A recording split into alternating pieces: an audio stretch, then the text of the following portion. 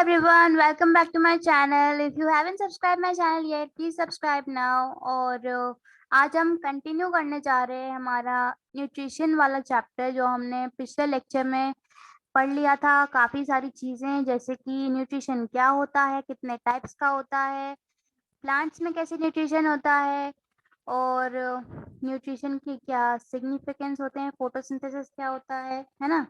तो आज हम स्टार्ट करेंगे हेटरोट्रॉफिक न्यूट्रिशन से और पढ़ेंगे nutrition in amoeba, heterotrophic nutrition के टाइप्स और काफ़ी सारी चीज़ें पढ़ने वाले हैं और क्विज क्वेश्चंस के साथ पढ़ने वाले हैं। ठीक है, सो स्टार्ट करते हैं हमारा लेक्चर। अच्छा, फर्स्टली मैं आपको बताने जाऊंगी आंसर जो मैंने पिछले लेक्चर में आपसे क्विज क्वेश्चंस पूछे थे, उसके मैं आपको आंसर्स बता रही हूँ। सो फर्स्ट जो है उसका आंसर है न्यूट्रिशन।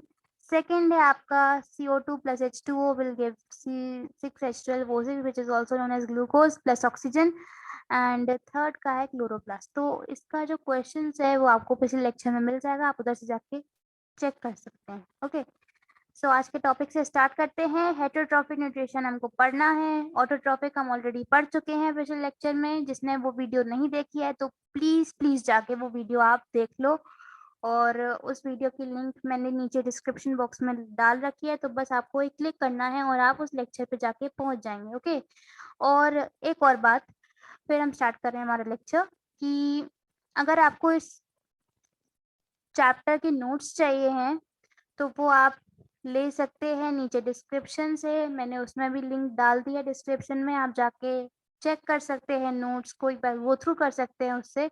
एक बार आप पूरा चैप्टर पढ़ लें अच्छे से, फिर उसके बाद उस नोट्स को आप चाहे तो रफ नोटबुक में या फिर एक नोटबुक आपने मेंटेन की ही होगी फॉर श्योर, तो उसमें आप उसको नोट डाउन कर सकते हैं। वो नोट्स आपके बहुत हेल्पफुल है। अगर किसी को नहीं पता है कि नोट्स कैसे बनाए जाते हैं तो उसके लिए भी मैंने आपको वीडियो प्रोवाइड किया हुआ है, उसकी लिंक भी मैं डिस्क्रिप्शन में डाल दूंगी, और अदरवाइज आप चैनल पे जाके तो देख ही सकते हैं। ठीक है, सो स्टार्ट करते हैं हमारा टॉपिक हेटरोट्रॉफिक न्यूट्रिशन।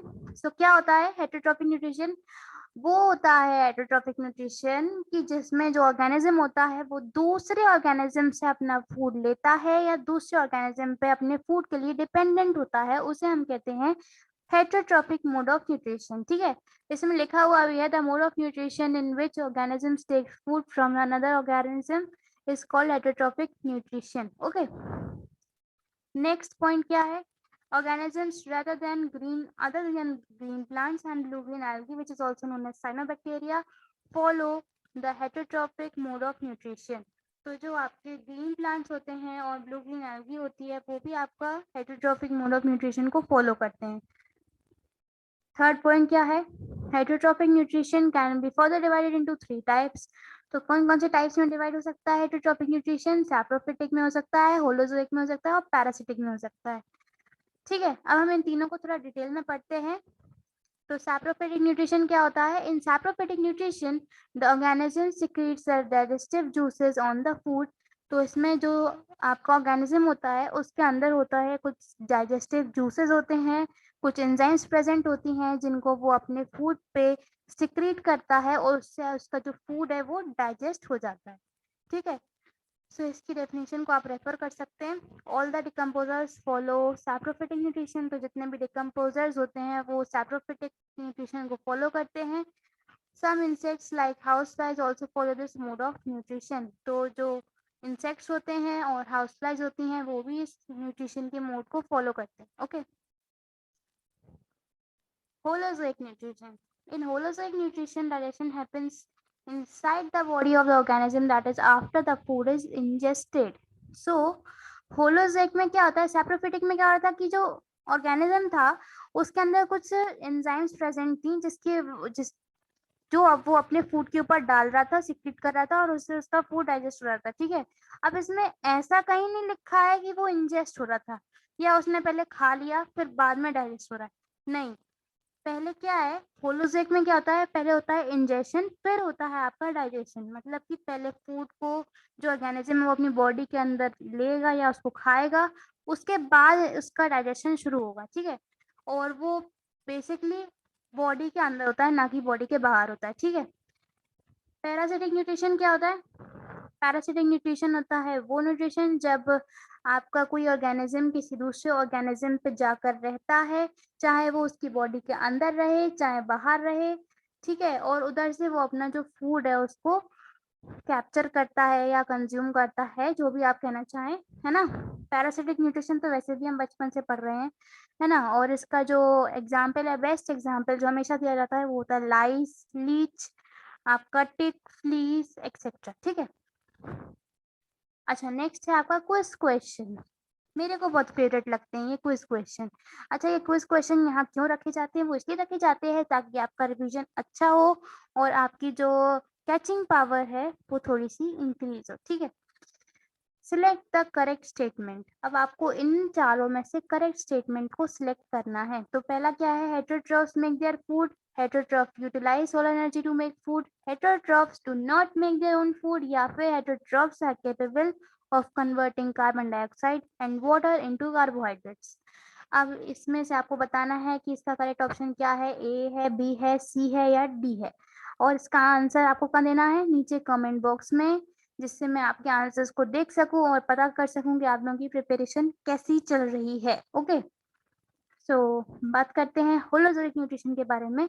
होलोज़ोइक न्यूट्रिशन के अंदर आपके 3 टाइप्स आते हैं, कार्निवोर्स, ओमनिवोर्स एंड हर्बीवोर्स। अच्छा, ये कोई टाइप नहीं है, मगर ये उन ऑर्गेनिज़म्स के टाइप हैं जो होलोज़ोइक न्यूट्रिशन को फ़ॉलो करते हैं। तो पहले जो ऑर्गेनिज्म होते हैं वो होते हैं कार्निवोर्स, जो सिर्फ फ्लैश खाते हैं एनिमल्स का, और जो बेसिकली नॉन वेजिटेरियन होते हैं, है ना? हर्बीवोर्स सेकंड आपका वो होता है ऑर्गेनिज्म का टाइप जो आपका सिर्फ ग्रीन प्लांट्स और ग्रास खाते हैं, यानी कि हरी भरी सब्जियां खाते हैं, और that means they are vegetarian only. Okay, so carnivores के जो एग्जांपल हैं वो तो आप जानते होंगे, लॉयन, टाइगर और आपके रेप्टाइल्स, ये सारे लोग क्या होते हैं? कार्निवोर्स होते हैं।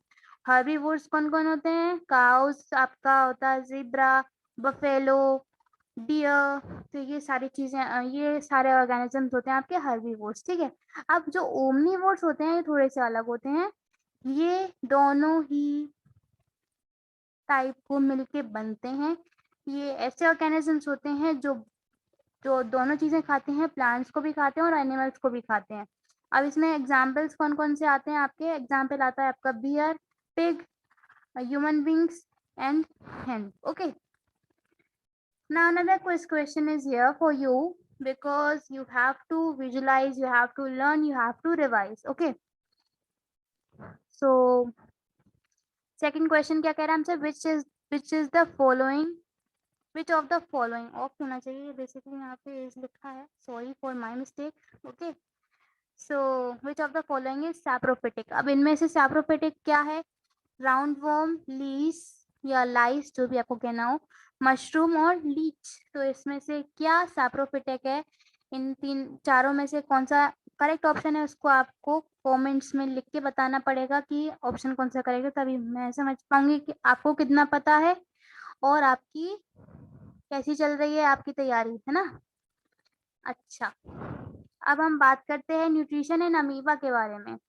ये टॉपिक को आपको ध्यान से सुनना पड़ेगा, और अगर नहीं सुन रहे हैं तो प्लीज़ वीडियो को रिवाइंड करके दोबारा-दोबारा सुनें जब तक याद ना हो जाए, क्योंकि ये इतना इम्पोर्टेंट टॉपिक है, क्योंकि इसमें से आ चुके हैं आपके 1 marker, 2 marker, 3 marker, 4 marker and even 5 mark questions in your CBSE board exams, because CBSE को भाई ये वाला टॉपिक बड़ा अच्छा लगता है। कोई ना कोई क्वेश्चन तो डालते ही हैं इससे, और पता होना ही चाहिए, ठीक है? तो ये हम पहली बार पढ़ नहीं रहे हैं, आई होप सो। पहले पढ़ चुके होंगे हम 6, 7, 8 में, तो हमने पढ़ा ही होगा एक आध बार, है ना? तो इसको जरा रिवीजन मार लेते हैं, है ना? अच्छा, अमीबा क्या होता है? यूनिसेलुलर एनिमल होता है और आपका होलोज़ोइक मोड को फॉलो करता है। अब मैं इसमें आपको ना सारे पॉइंट्स को पढ़-पढ़ के नहीं बताऊँगी, मैं आपको सिर्फ एक्सप्लेन करूँगी, जिससे आपका जो कॉन्सेप्ट है वो आपको समझ में आए और आपको ऐसा ना लगे रट्टाफिकेशन जैसा, पर आप इसको समझते हुए चलेंगे तो अच्छे से आपके माइंड में वो सेट हो जाएगी चीज़, ठीक है? अब हाँ, तो फर्स्ट पॉइंट ये हो गया आपका कि वो जो अमीबा होता है वो यूनिसेलुलर होता है और होलोज़ोइक मोड को फॉलो करता है, ठीक है? सेकंड है आपका कि जो उसका डाइजेशन है ना, वो आपका इंजेक्शन के बाद होता है, ठीक है? पहले इंजेक्शन होगा फिर डाइजेशन होगा, ठीक है? और जो डाइजेशन है वो बॉडी के अंदर होता है, ना कि बाहर होता है, ठीक है? थर्ड पॉइंट है आपका होलोजोइक हैपेंस इन 5 स्टेप्स। तो वो 5 स्टेप्स का नाम आपको याद रखना है, injection, digestion, absorption, assimilation and egestion. इन पांचों का जो डेफिनेशन है वो आपकी नोट्स में है, तो नोट्स को आप जरूर से चेकआउट कर लीजिएगा।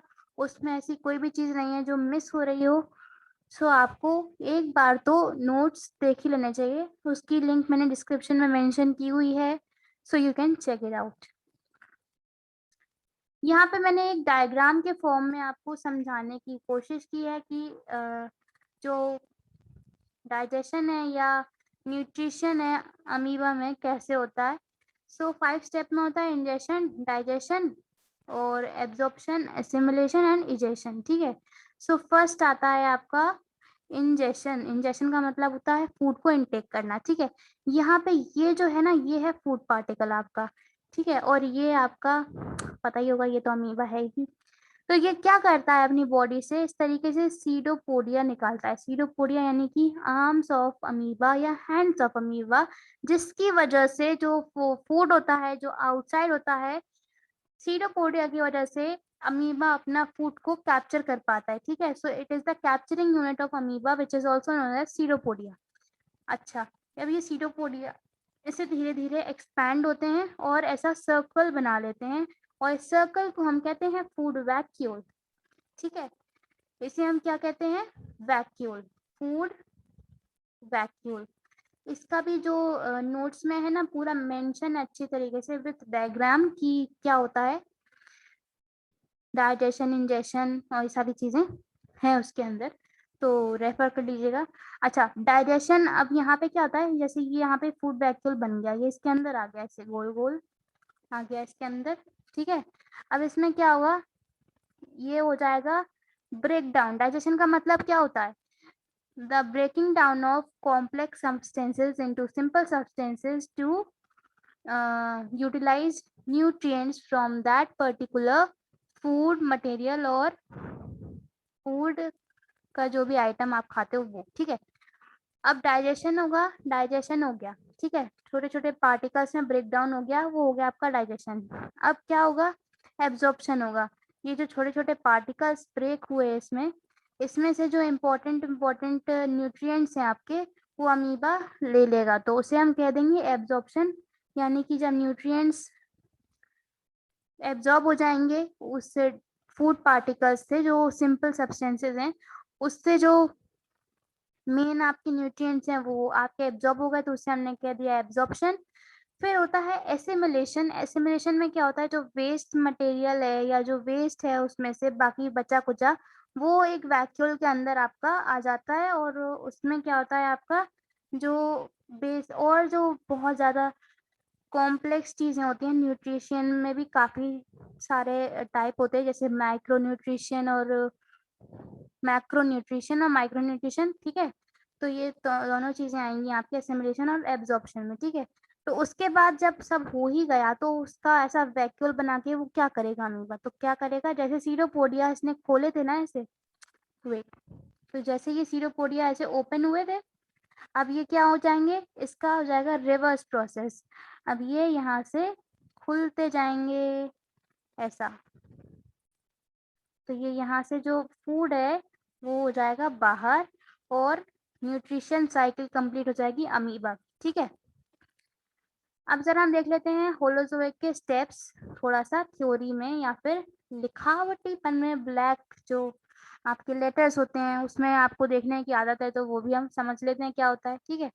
Ingestion, the process of taking in food is called ingestion. Digestion क्या होता है, the process of breaking down complex food substances into simple molecules is called digestion. Simple molecules thus often can be absorbed by the body। सीधी सीधी चीजें देखो, वही चीज है जो मैंने आपको अभी हिंदी में समझाई। तो ये थोड़ा रट्टाफिकेशन वाला है, जिसको रट्टाफिकेशन करना है वो रट्टाफिकेशन कर सकता है, जिसे समझना है, लाइफ टाइम के लिए याद रखना है, तो वो ऐसा कर सकता है। बाकी अपनी अपनी चॉइस होती है ना। थर्ड है आपका absorption, the process of absorption of digested food is called absorption. Simple बात है, वही एब्जॉर्प्शन, किसी चीज को एब्जॉर्ब करना, डाइजेस्टेड फूड को एब्जॉर्ब करना एब्जॉर्प्शन कहलाता है। फोर्थ आता है assimilation, the process of utilisation of digestive food for energy and for growth and repair is called assimilation. तो जो चीज़ डाइजेस्ट हुई, उसके बाद एब्ज़ॉर्ब हुई, अब वो एब्ज़ॉर्ब होके कहाँ जाएगी? फालतू थोड़ी ना घूमेगी। उसे यूज़ करेगा अमीबा अपने ग्रोथ के लिए, एनर्जी के लिए, रिपेयरिंग के लिए यूज़ करेगा, उसे हम कहते हैं असिमिलेशन, ठीक है? फूड का यूज़ करना अपनी बॉडी में असिमिलेशन कहलाता है। मतलब हिंदी में बहुत सरल आपको मैंने ये बता दिया है डेफिनेशन असिमिलेशन, ठीक है? इसको आप चाहें तो ओन वर्ड्स में भी लिख सकते हैं, अदरवाइज़ लर्न करके भी लिख सकते हैं। अगर आप समझ गए तो आपको लर्न करने की ज़रूरत पड़ेगी नहीं वैसे।